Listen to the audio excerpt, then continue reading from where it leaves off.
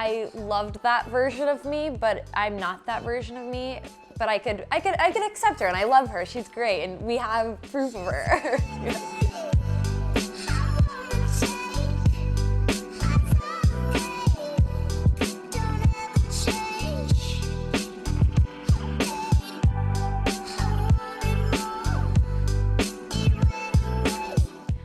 I started writing Flux after my first serious relationship, after getting out of it. It wasn't even a book. I was just writing poetry, and I knew I wanted to turn it into something tangible, or like do something with it. And I never really took it serious. And then I was like, you know what? Maybe I do want to write a book. It's like I'm collecting so much poetry that I've written in the past year.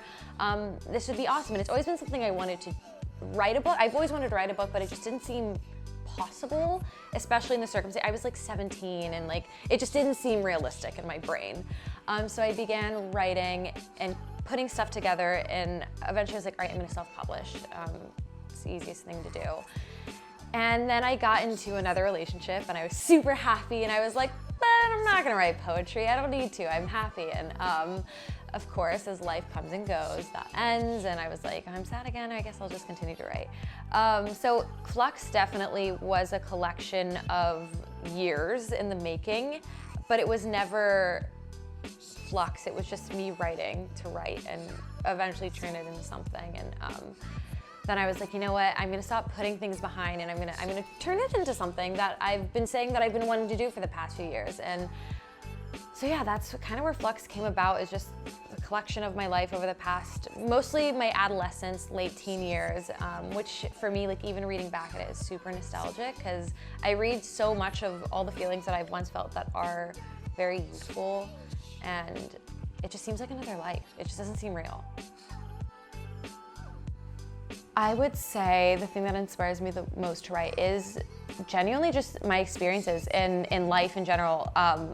Love moving around so many places I've been to. I love traveling and being in places that are so normal. Like going to Paris, for example, in Italy. I lived in Italy very briefly, but it just pulled so much out of me. And of course, films and music heavily influence my writing. For me, I find reading things like Florence Welch, for example. If you read any of her work, if you listen to any of her music, you feel like you're transcended into her world. You're in her world.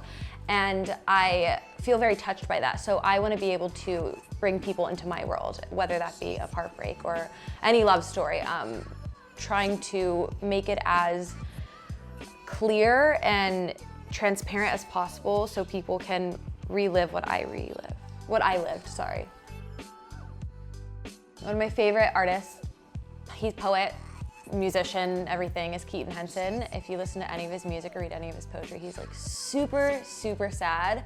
And that's just that's just who he is. He doesn't even really tour ever because of his anxiety and just everything that is in his world, but his writing is so good.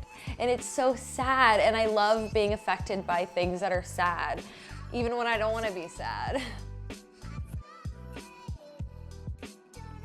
My biggest piece of advice to anybody that's starting out writing or want to get into it more seriously is to not compare yourself to other writers.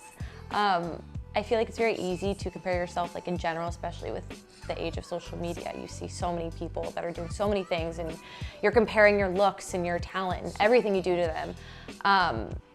And I found when I stepped back and I wasn't comparing myself to the writers that I love, I found my own voice in my writing, and people like you as a writer because of your voice, not because you remind them of somebody else.